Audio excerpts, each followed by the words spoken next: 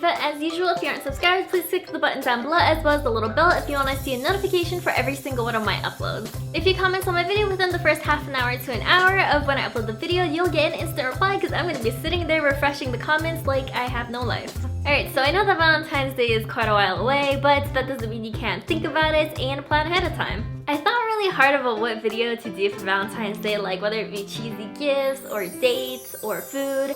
And I figured food would probably be the most suitable for this channel since you guys like a lot of my food recipes, especially the healthy ones. So I decided to do a cheap, easy, and healthy Valentine's Day 3-course meal, I suppose. I know not a lot of people have cooking experience, and also a lot of you guys are on a budget because some of you guys are in college still, and obviously I'm on a budget too. But I figured it'd be most relatable to make something within that range. Also, I know everybody has their own versions of healthy, and you can't really define it by like a certain diet or a certain lifestyle necessarily, because some people argue against it's a mess.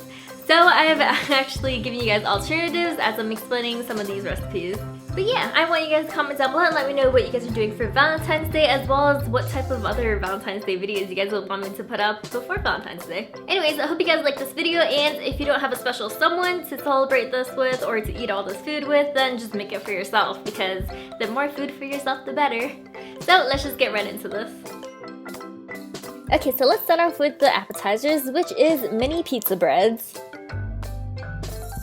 I'm going to be using some thinly sliced homemade French bread. You can use store-bought ones as well, or any favorite bread of your choice. I'm just choosing to toast it because I'm lazy, but if you're making a lot and you want it all to be about the same temperature, then I would recommend that you just bake it in the oven. Okay, so just like my bruschetta recipe that I did before in a previous video, I'm just taking a clove of garlic and just rubbing it on top, and it should just melt in if your bread is still warm. This step is definitely optional. It depends on whether or not you like garlic or not, or if you want to be eating garlic, especially around your dates. I'm just going to be with Daniel, so I don't really care, but I'm using this mainly for flavor, and especially since I really like garlic in everything.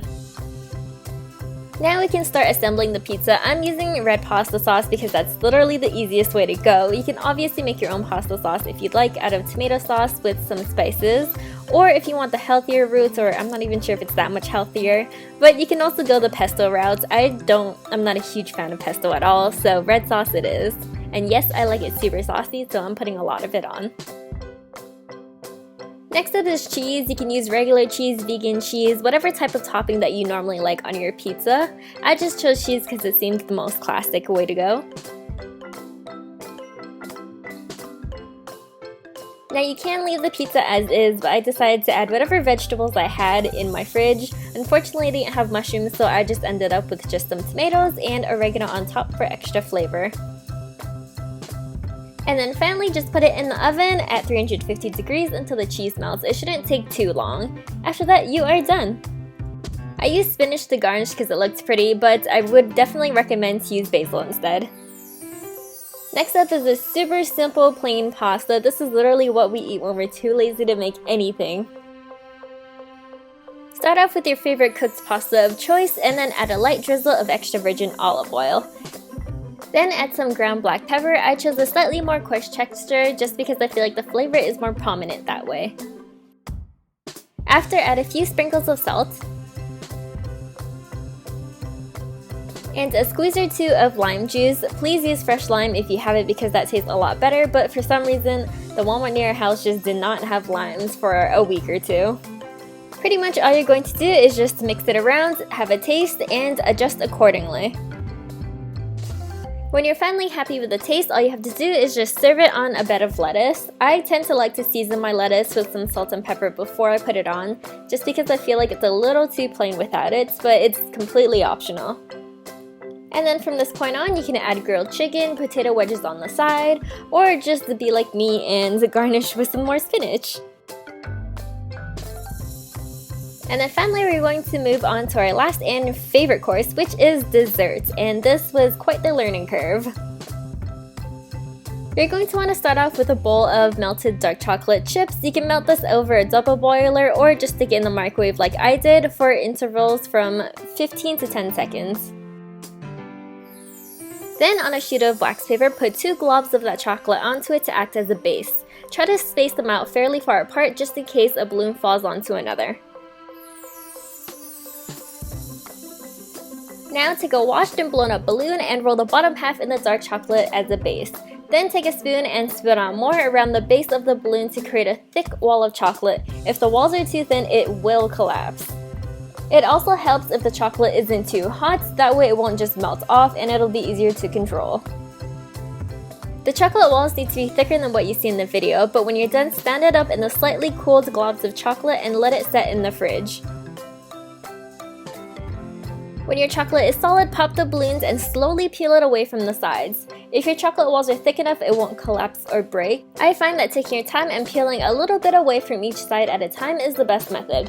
If you feel like your chocolate is starting to melt from the heat of your hands, then just put it back in the fridge and work on it a few minutes later. When the balloons are free from the chocolate bowls, it's time to work on the smoothie. You can use any smoothie recipe that you'd like, but this is just how I normally make mine. And I start off with an orange juice base and then just toss in a whole bunch of frozen fruits of any kind.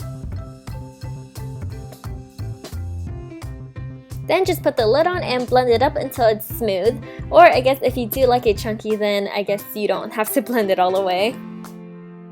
By the way, if you find that there are any holes at the bottom of the chocolate bowl, all you have to do is just melt the bottom of a few chocolate chips and just glue it in there.